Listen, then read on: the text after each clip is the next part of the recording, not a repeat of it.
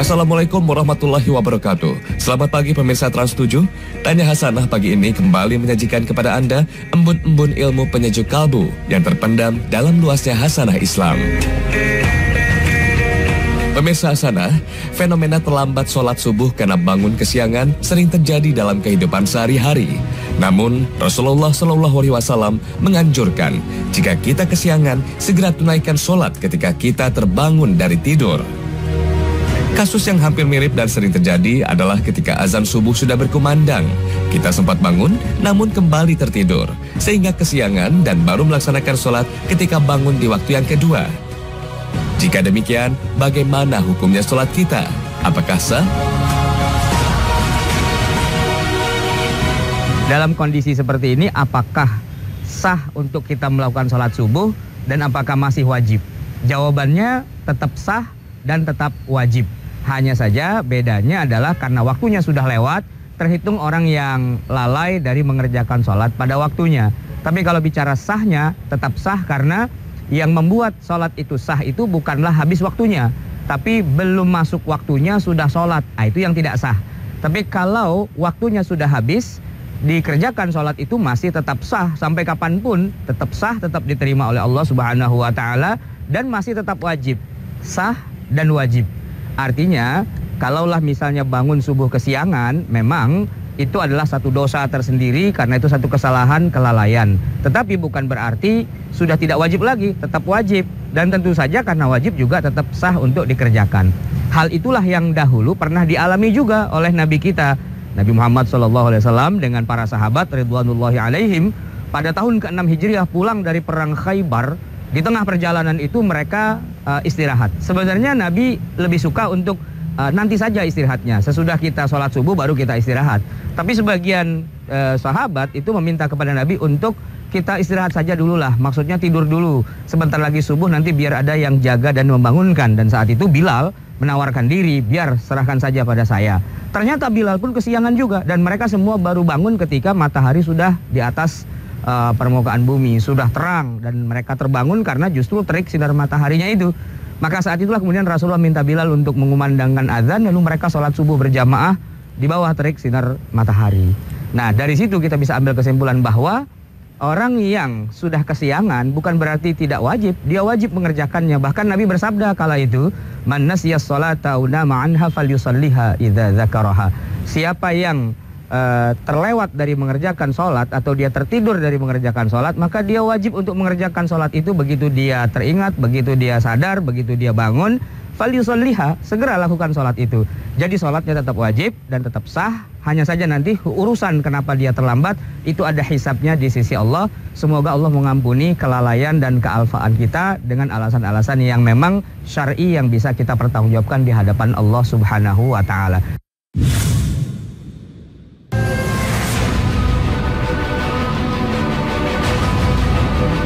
Pemirsa Hasanah, banyak masyarakat yang masih belum mengetahui adab dalam berziarah kubur, sehingga mereka sering melakukan hal-hal yang dilarang oleh Rasulullah SAW, seperti duduk di atas makam.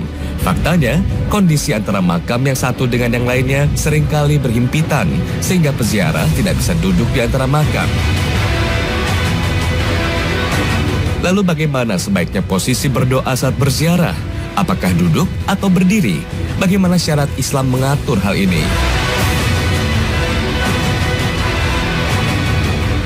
Duduk di atas kuburan itu tentu saja dilarang. Rasulullah SAW dalam hadis Jabir itu menyebutkan bahwa termasuk ini adalah perbuatan yang dilarang. Janganlah kalian menyemen kuburan atau duduk di atasnya atau malah membuat bangunan di atas kuburan itu. Kuburan setengah kali 2,5, itu kemudian di atasnya malah kita duduki, itu tidak sopan. Apalagi malah dibuatkan bangunan, nanti malah dianggap sebagai tempat ibadah. Tetapi berziarah kubur itu sendiri adalah bagian dari perintah dalam agama Islam. Walaupun di masa awal diharamkan, tetapi kemudian dihalalkan sebagaimana sabda Nabi, "Kuntu nahaitukum an ziyaratil kubur."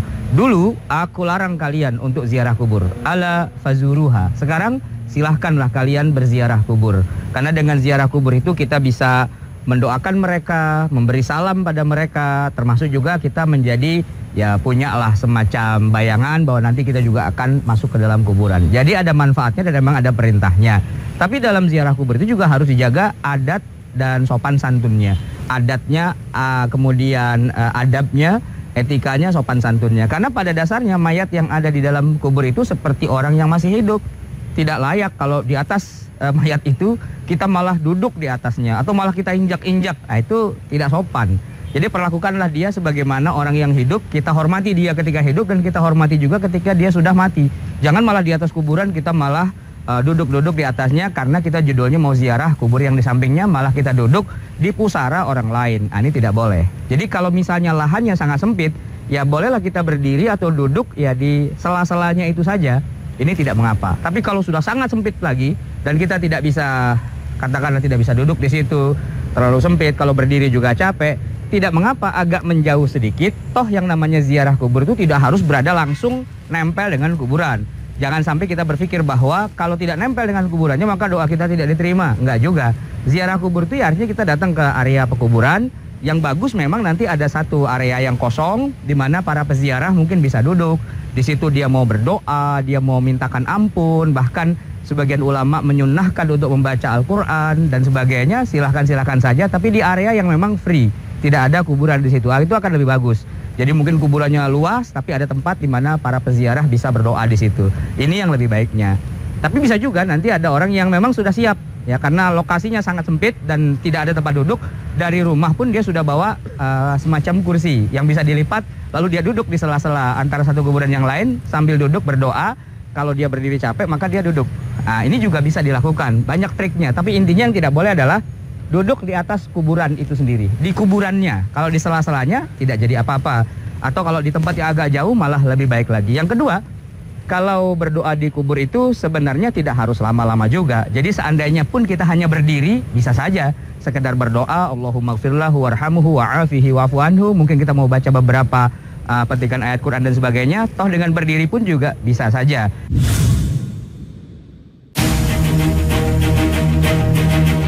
Beralih ke masalah lain, mengantuk ketika khutbah Jumat berlangsung merupakan suatu awal mula gangguan yang bisa mengurangi pahala kita. Bahkan, jika kita bersandar di tembok hingga tertidur pulas, wudhu kita pun menjadi batal.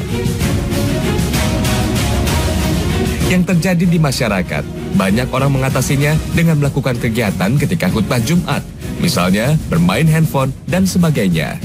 Padahal, ada yang berpendapat bahwa Nabi menganjurkan agar kita berpindah tempat jika rasa kantuk datang saat khutbah berlangsung. Namun, di sisi lain, ada larangan untuk banyak beraktivitas ketika khutbah. Pertanyaannya, bagaimana syariat Islam mengatur hal ini? Apakah ada teknis pindah tempat itu? Lalu bolehkah khotib menyuruh jamaah berwudu untuk menghilangkan rasa kantuk?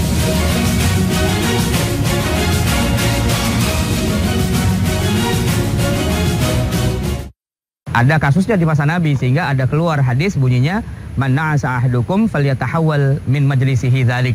Siapa yang ngantuk di antara kalian ketika sedang mendengarkan khutbah, kata Nabi, falyatahawwal, pindah saja posisinya dari tempat duduknya semula itu ke tempat duduk yang lain.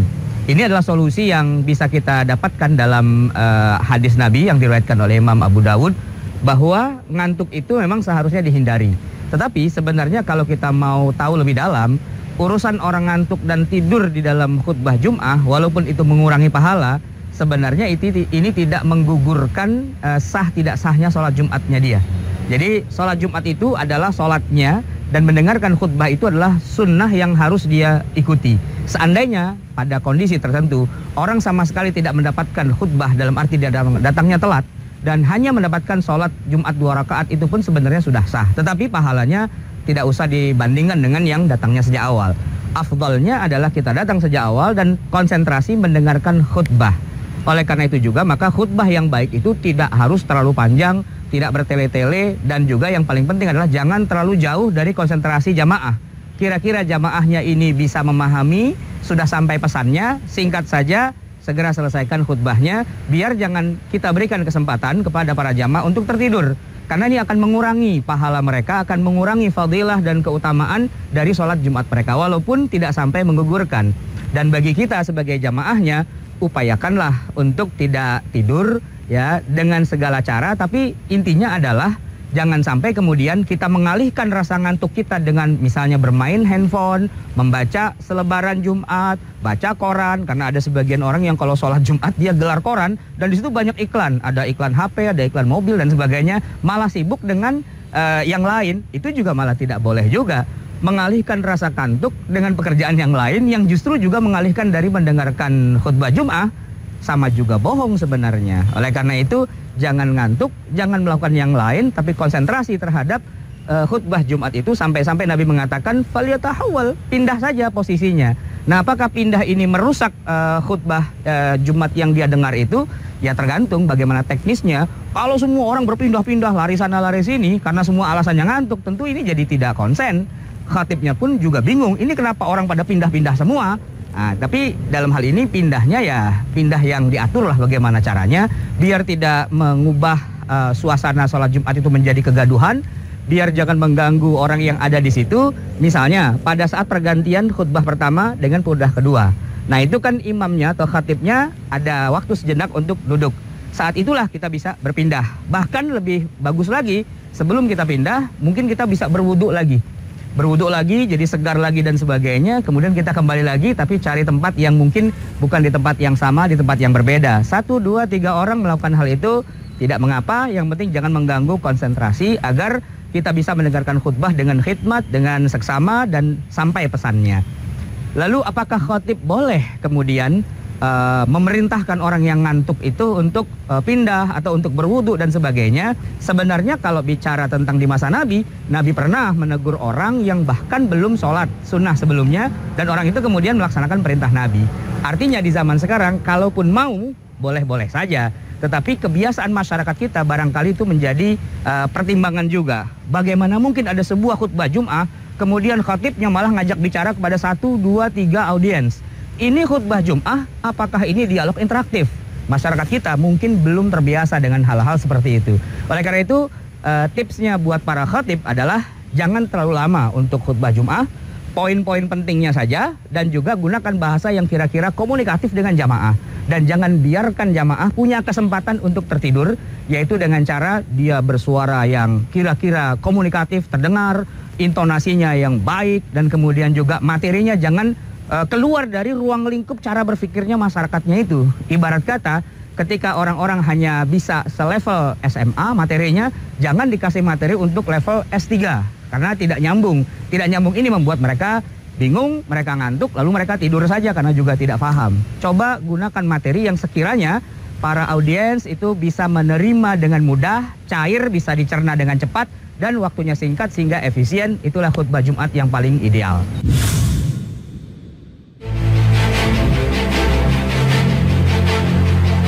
Pemirsa sana, persoalan menghibahkan harta seringkali menjadi masalah di masyarakat.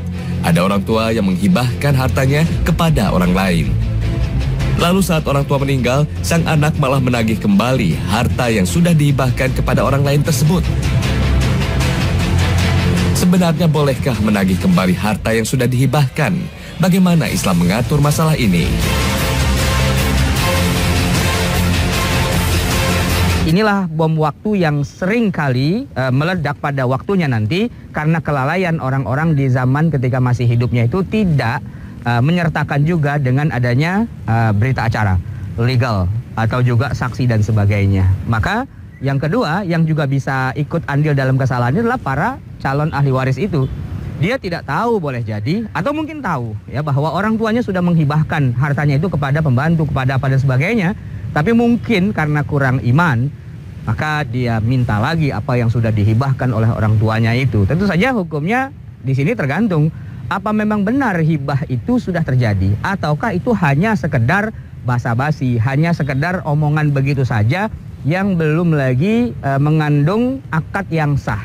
Kalau seandainya memang akadnya sudah sah, sudah dihibahkan, maka ahli waris sudah tidak boleh minta lagi karena sudah bukan harta dari orang tuanya, sudah jadi milik orang lain. Kalau minta lagi maka di situ ada kesalahannya. Tapi kalau memang ternyata belum dihibahkan dan tidak ada buktinya, tidak ada saksinya, dan sesungguhnya itu bukan hibah yang sah misalnya, maka ahli waris kalau meminta itu kepada orang yang merasa dihibahkan padahal tidak, ya tentu sah-sah saja. Tapi sebelum kita terjebak dengan kondisi yang seperti itu, emang akan lebih bagus kalau dari awal semuanya sudah diatur dengan baik. Kalau memang itu hibah, maka orang tua yang mau menghibahkan, mau tidak mau dia harus membuat berita acara legal, tertulis hitam di atas putih, ditandatangani baik oleh dirinya sebagai yang memberi hibah dan juga yang menerima hibah dan juga para calon ahli warisnya agar nanti tidak menuntut. Oleh karena itu, kalau sekarang kita mengalami hal-hal seperti itu dan kedudukan hukumnya tidak jelas, sebaiknya kita jangan ngotot karena belum tentu itu hak kita. Daripada kita memakan harta yang bukan hak kita yang haram, lebih baik kita mengalah saja. Kalaupun toh itu memang harta kita, hak kita, di akhirat nanti akan kembali. Dan kalau ternyata hak kita yang diambil oleh orang lain itu ternyata tidak boleh diminta lagi, ya sudah, berarti urusannya adalah dengan Allah. Kita hanya akan bilang kalau mau dikembalikan sekarang silahkan, tapi kalau mau kembalikan di akhirat juga tidak apa-apa. Toh itu akan menjadi deposito kita nanti di akhirat.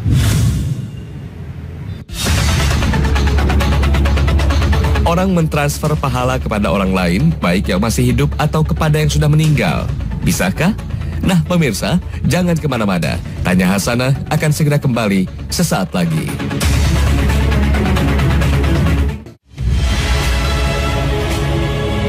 Pemirsa Hasanah, ada anggapan dalam masyarakat memberi hadiah tidak hanya berupa uang. Mentransfer pahala untuk orang lain, baik yang masih hidup ataupun kepada yang sudah meninggal, merupakan bentuk hadiah yang banyak dipraktikkan oleh orang-orang. Jika demikian, apakah mentransfer pahala ini memang bisa dilakukan? Lalu ibadah apa saja yang bisa kita berikan pahalanya untuk orang lain? Istilah transfer pahala itu sebenarnya adalah begini. Kita mengamalkan satu ibadah dan kita dapat pahala, lalu pahalanya nanti orang lain juga ikut merasakannya. Kalau pertanyaannya seperti itu, sebenarnya pada dasarnya semua pahala itu bisa ditransfer. Kenapa? Karena banyak orang yang bisa mendapatkan manfaat dari ibadah yang dilakukan oleh seseorang. Memang ada ayat yang mengatakan bahwa wa anna laisa lil insani illa ma sa'a. Tidaklah seorang itu mendapatkan sesuatu kecuali dari apa yang dia usahakannya. Oke. Tetapi bukan tertutup kemungkinan bahwa orang lain yang melakukan kebaikan kita mendapatkan transfer pahala atau cipratan dari kebaikannya. Orang yang hidup, ya, yang masih hidup pun itu bisa kita berikan manfaat dari ibadah yang kita lakukan. Misalnya begini, kita punya orang tua yang sedang sakit, kemudian kita bersedekah. Dari sedekah itu ya kepada orang-orang fakir, miskin, anak yatim dan sebagainya, kita bilang kepada Allah, ya Allah, dengan pahala amal yang saya lakukan ini, mohon kiranya sembuhkanlah penyakit orang tua saya ini, gitu misalnya. Nah itu tentu saja menjadi transfer pahala dalam tanda petik, yang sebenarnya kalau dalam ilmu syariahnya itu disebut dengan at-tawassul bil a'malis shalihah. Kita bertawassul kepada Allah dengan amal-amal soleh, yang mana nanti manfaatnya bisa untuk orang yang masih hidup. Seandainya dia sakit, semoga disembuhkan. Seandainya dia sedang punya kesusahan, semoga Allah kasih jalan keluar. Kalau dia terhimpit hutang, semoga Allah bisa lunaskan hutangnya dan sebagainya. Ini orang yang hidup bisa mendapatkan kebaikan dari pahala orang lain yang ikut mendoakan, ikut memberikan sedekah dan sebagainya. Nah termasuk juga kepada orang yang sudah meninggal dunia. Orang yang sudah meninggal dunia memang dia sudah tidak bisa mendatangkan pahala dari apa yang dia kerjakan itu. Tapi bahwa ada orang lain kemudian misalnya mensolatkan jenazahnya. Kita sholat jenazah kepada orang yang mana mayatnya ini, jenazahnya kita tidak kenal. Kita tidak kenal dia, dia tidak kenal kita. Tapi kita ikut sholatkan, apakah si jenazah ini mendapatkan kebaikan dari sholat jenazah yang kita lakukan? Ya tentu saja dapat. Oleh karena itu sebenarnya transfer pahala pada dasarnya memang dimungkinkan dan bisa, dan begitu banyak contohnya. Wabil khusus ketika pahalanya itu adalah merupakan ibadah yang sifatnya maliyah, yang bersifat harta. Kita sedekah, kita ngasih makan fakir miskin, kita mengeluarkan harta dan sebagainya, itu berpahala, lalu pahalanya kita berikan kepada orang yang masih hidup atau yang sudah mati dan sebagainya. Kebanyakannya begitu, termasuk pergi haji. Pergi haji itu pakai harta juga. Lalu kita pergi haji dengan niat pahalanya untuk orang tua kita, baik yang masih hidup atau yang sudah meninggal. Yang disebut dalam istilah fikihnya itu al-hajju anil ghair. Orang kita menyebutnya dengan badal haji. Nah itu adalah ibadah juga yang kita mengerjakannya, tapi yang bisa dapat manfaatnya adalah orang lain. Termasuk misalnya ketika kita berdoa lalu berzikir dan sebagainya, walaupun nanti ada sedikit ikhtilaf di antara para ulama. Apakah ibadah ritual yang saya kerjakan, misalnya sholat saya ini bisa saya transfer pahalanya buat orang lain atau tidak? Kalau sholat jenazah, oke, sepakat. Tapi apakah bisa, misalnya orang lain tidak sholat, dia punya hutang sholat, Lalu yang membayarkan saya, orang lain. Nah, di sini nanti para ulama agak sedikit berbeda pendapat. Termasuk misalnya membaca Al-Qur'anul Karim. Pastinya berpahala. Setiap hurufnya dibalas dengan 10 kebajikan. Tinggal masalahnya, ada juga sebagian ulama yang mengatakan pahala bacaan Quran ini tidak bisa ditransfer kepada orang lain. Walaupun sebenarnya kalau kita teliti satu persatu para ulama di masing-masing abad sepanjang 14 abad ini, rata-rata mengatakan bahwa pahala bacaan Quran itu bisa disampaikan kepada orang yang sudah meninggal dunia, yang mana nanti sebagian mengatakan kalau diniatkan. Maka seringkali kita dengar ketika orang membaca Yasin misalnya atau baca ayat Quran yang lain, disebutkan nuhdiha, kami hadiahkan pahalanya ini kepada almarhum, almaghfurlah, ya, almarhumah dan sebagainya, fulan bin fulan bin fulan, semoga Allah jadikan kuburnya roboh min riyadil jannah, dihapuskan semua dosa-dosanya, dinaikkan derajatnya dan sebagainya dengan pahala bacaan Al-Quran ini. Ada yang mengatakan tidak sampai, tapi kebanyakan mayoritas ulama mengatakan sampai, wabil khusus Syekhul Islam Ibnu Taimiyah, Ibnu Qayyim, bahkan Al-Imam Syafi'i sendiri di dalam kitab yang banyak orang katakan beliau berpendapat tidak sampai, ternyata setelah kita selidiki beliau juga mengatakan sampai. Lebih suka kalau ada orang berziarah itu kemudian membacakan Al-Quran, bahkan kalau bisa sampai khatam membaca Al-Quran. Artinya bukan hanya surat Yasin, tapi 114 surat yang lainnya kalau bisa dibacakan dan diniatkan pahalanya kepada orang yang sudah meninggal. Di dalam kitab itu dikatakan bahwa itu lebih disukai. Artinya mentransfer pahala itu pada dasarnya memang disyariatkan, walaupun ada khilafiyah sedikit-sedikit di tengahnya. Itu manusiawi, itu wajar. Kita mau pakai pendapat yang bilang sampai oke, yang mengatakan tidak sampai juga tidak apa-apa. Yang penting jangan kita berantem gara-gara perbedaan pendapat seperti itu. Itu intinya.